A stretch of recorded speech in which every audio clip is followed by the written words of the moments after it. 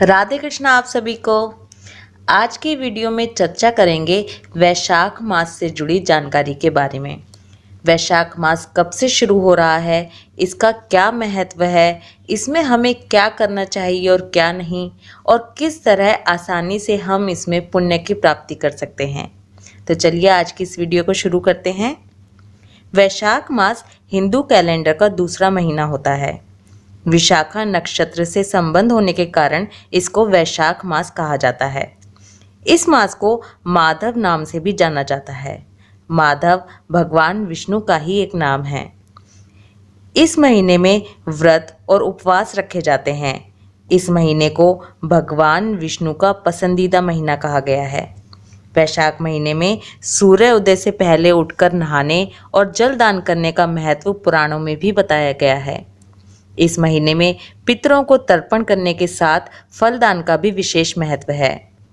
धार्मिक मान्यताओं के अनुसार इसी महीने में त्रेता युग का आरंभ हुआ था। इसी वजह से इसका धार्मिक महत्व और भी बढ़ जाता है। स्कंद पुराण के वैष्णव खंड के अनुसार न माधव समो मासो न कृतेन युगम समम न च वेद समम शास्त्रम न तीर्थम गंगया समम, यानी कि माधव मास यानी वैशाख मास के समान कोई मास नहीं है, सतयुग के समान कोई युग नहीं है, वेदों के समान कोई शास्त्र नहीं है और गंगा जी के समान कोई तीर्थ नहीं है। इस महीने में गंगा या सरोवर स्नान का विशेष महत्व है। आमतौर पर इसी समय से लोक जीवन में मंगल कार्य भी शुरू हो जाते हैं। स्कंद पुराण में कहा गया है कि वैशाख मास को अन्य मासों में सर्वोत्तम बताया गया है।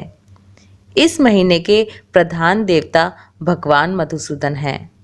शास्त्रों के अनुसार संपूर्ण वैशाख मास में जो भी व्यक्ति सूर्योदय से पहले उठकर स्नान करता है, उपवास रखता है, वो भगवान मधुसूदन का प्रिय बन जाता है।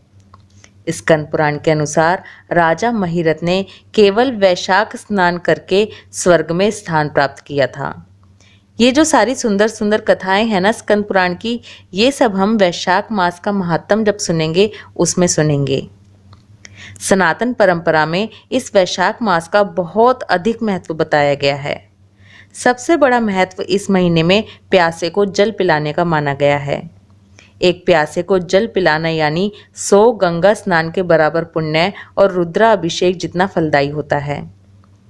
देव ऋषि नारद ने देवताओं को बताते हुए कहा कि कार्तिक, माघ और वैशाख मास धार्मिक रूप से श्रेष्ठ मास हैं। इन तीनों का जन्म श्री हरि विष्णु के हृदय से हुआ है, इसलिए ये तीनों ही मास उनके स्वरूप माने गए हैं। कहा जाता है इंद्र से ऋषियों की तपस्या भंग हो गई थी और उसके कारण उन्हें पदच्युत होने का श्राप मिला था। तब नारद मुनि ने श्राप के शीघ्र निवारण के लिए वैशाख अनुष्ठान की सलाह दी थी। वैशाख मास में अपने पिछले जन्मों के पाप आदि को बेहद ही आसानी से दूर किया जा सकता है। इसके साथ ही हमें मनोकामना पूर्ति भी कर सकते हैं। जो भी हमारे इस संसार के भौतिक सुख हैं, जैसे कि हम अपने जीवन में सुख, संपत्ति, पुत्र जो भी चाहते हैं और हम इसके साथ साथ अपना परलोक भी सुधारना चाहते हैं, तो वो वैशाख मास में बहुत ही आसानी से पाया जा सकता है। वैशाख मास का महत्व बताते हुए नारद ऋषि कहते हैं कि ये मास धर्म, तप, यज्ञ, क्रिया, तपस्या आदि के लिए बहुत ही शुभ है। यही वजह है कि ये महीना सभी देवताओं द्वारा भी पूज्य है। जी हाँ, सभी देवता इस महीने में पूजा पाठ करते हैं। अब देखते हैं कि ये महीना कब से शुरू हो रहा है। इस साल यानी कि 2024 में वैशाख मास 23 अप्रैल से शुरू होगा, जो कि 23 मई को समाप्त होगा। बहुत से लोग कहते हैं कि वैशाख मास को पड़वा वाले दिन से शुरू करना चाहिए, लेकिन नहीं, आप लोग वैशाख मास पूर्णिमा से ही स्टार्ट कीजिएगा, क्योंकि जब हम पूर्णिमा से पूर्णिमा तक का स्नान करते हैं तब वो हमारा पूरा चक्र माना जाता है। इस महीने में गंगा उपासना, वरुथनी एकादशी, मोहिनी एकादशी, अक्षय तृतीया, वैशाख पूर्णिमा जैसे महत्वपूर्ण त्योहार और व्रत आदि भी मनाए जाते हैं। अक्षय तृतीया पे क्या खास होता है ये तो आपको याद ही होगा। हमारे प्यारे बांके बिहारी जी के चरण दर्शन अक्षय तृतीया के दिन ही होते हैं। वैशाख मास का जो महत्व है वो पद्म पुराण, स्कंद पुराण, निर्णय सिंधु, विष्णु पुराण इन सभी जगहों पर हमें मिलता है। वैशाख मास का बहुत बहुत अधिक महत्व बताया गया है। कहा जाता है कि आसानी से अगर भगवान का प्रिय बनना हो तो वैशाख मास से अच्छा मौका और दूसरा नहीं हो सकता। वैसे भी आप देखिए कि कार्तिक मास आता है, उसमें इतने त्योहार होते हैं, सर्दियां शुरू हो रही होती हैं, तो उसमें सुबह उठकर स्नान करना थोड़ा मुश्किल होता है। और जब माघ का महीना आता है तो सर्दी भरपूर होती है। एक वैशाख का महीना ही ऐसा होता है जो गर्मी में आता है और इसमें सुबह उठकर स्नान करना बहुत ही आसान है। चलिए अब थोड़ा सा ये चर्चा करते हैं कि वैशाख मास में जो हमारी दिनचर्या होती है वो हमें किस तरह से करनी चाहिए और वैशाख मास में हमें क्या क्या करना चाहिए। वैशाख मास में सुबह सूर्योदय से पहले उठकर हमें स्नान करना चाहिए। कोशिश करें कि आपके घर के पास अगर कोई नदी, तालाब, सरोवर अगर है, शुद्ध जल है तो वहाँ पर जाके स्नान करें। अगर ऐसा पॉसिबल नहीं है तो घर में ही शुद्ध जल में गंगा जल और तिल मिलाकर स्नान करें, लेकिन ये आपको सूर्योदय से पहले करना है। इसके बाद जो दूसरी ध्यान रखने वाली बात है वो ये है कि आपको सूर्य की पहली किरण के साथ जल अर्पित करना है। आजकल हमें फ़ोन में भी सुविधा होती है जिससे हमें पता चल जाता है कि सूर्य उदय होने का क्या टाइम है और आपको सूरज की पहली किरण के साथ ही जल अर्पित करना है। इससे हमें रोगों का नाश तो होता ही है, मनोकामना पूरी होती है और कहा जाता है कि जब हम सूर्य की पहली किरण के साथ जल अर्पित करते हैं तो वो सीधा विष्णु जी को अर्पित होता है। इसके बाद हमें पूजा करनी होती है। कोशिश करें कि वैशाख मास में पूरे मास जो आपके सेवित श्री विग्रह हैं उन्हें पंचामृत से स्नान कराएं, उन्हें पंचामृत का भोग लगाएं और उसमें तुलसी पत्र अवश्य से ही मिलाएं। वैशाख मास में विष्णु भगवान की तुलसी के साथ पूजा करने का विशेष महत्व है, इसलिए भगवान की पूजा में तुलसी को अवश्य सम्मिलित करेंगे। वैशाख मास में विष्णु जी के साथ साथ शालिग्राम भगवान की पूजा का भी विशेष महत्व बताया गया है। क्योंकि इस महीने को माधव नाम दिया गया है, इसलिए इस महीने के दौरान आपको ओम माधवाय नमः इस मंत्र का जाप ज़्यादा से ज़्यादा करना है।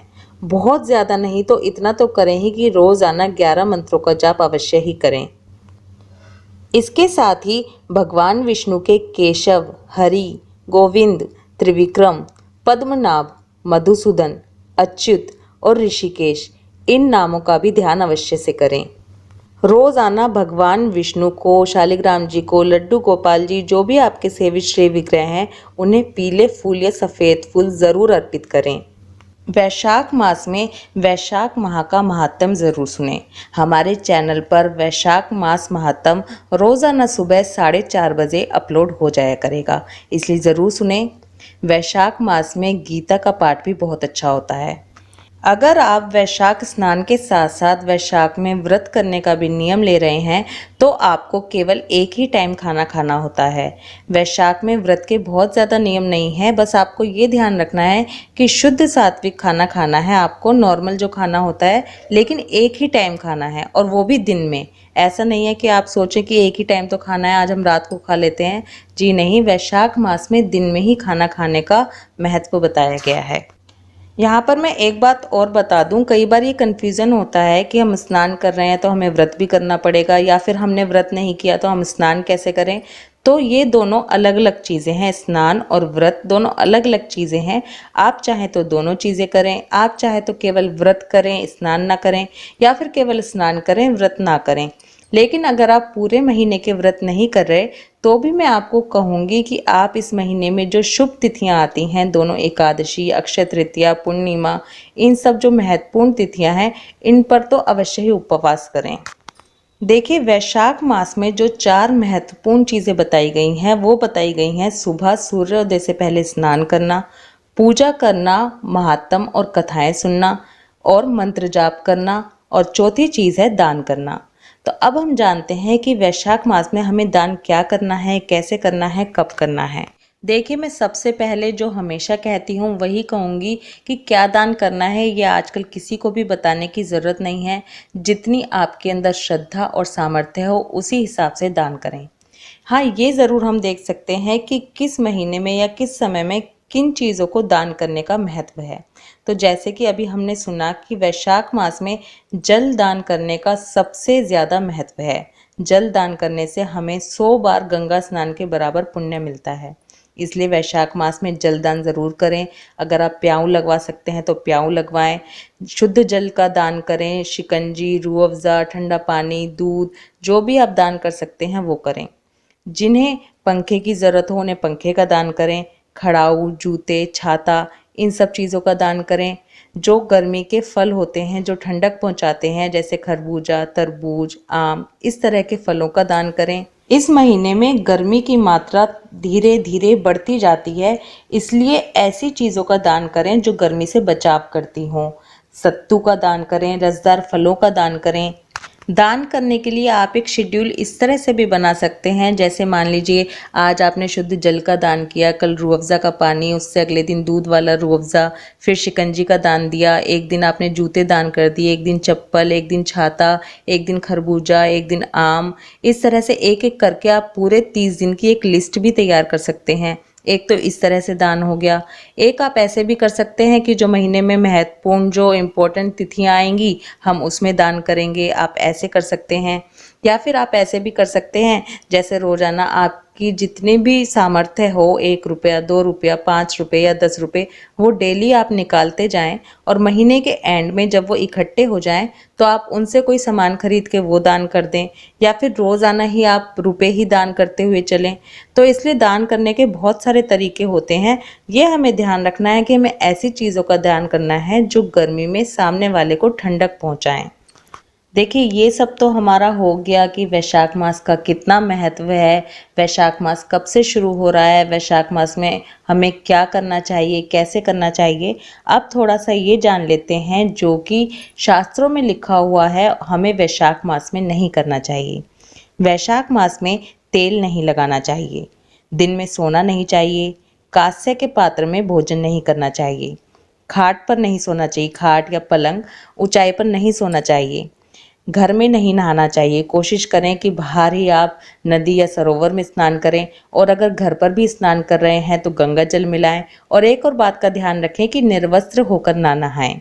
हमें निषिद्ध पदार्थ यानी कि जो कि ये प्याज, लहसुन, शराब, इस तरह की चीज़ों का सेवन नहीं करना चाहिए। दिन में 2 बार खाने का त्याग करना चाहिए और रात में खाना ना खाएं। ये जो 8 चीज़ें हैं ये हमारे शास्त्रों में लिखी हैं, इनका त्याग तो हमें वैशाख मास में करना ही चाहिए। आई होप इस वीडियो में दी गई इन्फॉर्मेशन आपके लिए हेल्पफुल होगी। एक बार फिर से कहूँगी, something is better than nothing. इसलिए इस इतने पवित्र मास को ऐसे ही ना जाने दें, कुछ ना कुछ नियम ज़रूर लें। अपने शरीर के हिसाब से, श्रद्धा के हिसाब से, सामर्थ्य के हिसाब से जो भी नियम आप ले सके वो लें। इसी के साथ फिर से कहूँगी, वैशाख मास का महात्म्य डेली हमारे चैनल पर सुबह 4:30 बजे अपलोड हो जाएगा। वैशाख मास का महात्म ज़रूर सुनें, उसमें तो हमें ज़्यादा कुछ करना नहीं है। इस वीडियो से रिलेटेड कोई भी क्वेश्चन या सजेशन अगर आपके पास हो तो कमेंट ज़रूर कीजिए। वीडियो अच्छी लगे तो वीडियो को लाइक कर दीजिए। ये जानकारी सभी लोगों तक पहुँचे, इसलिए वीडियो को जितना हो सके उतना शेयर कीजिए। राधे कृष्णा।